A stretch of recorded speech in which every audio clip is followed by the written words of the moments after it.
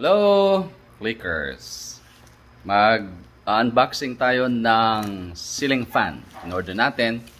And titingnan natin kung maganda siya. At simulan nating buksan. At hanggang sa matapos, kasi gusto nating palitan yung nasa taas ngayon. Yun. So, papalitan natin yon para gumanda. Alright? So, wait. Follow me. Okay, so ito na yung ceiling fan. Dumating na kanina. Hindi ko alam kung magkano.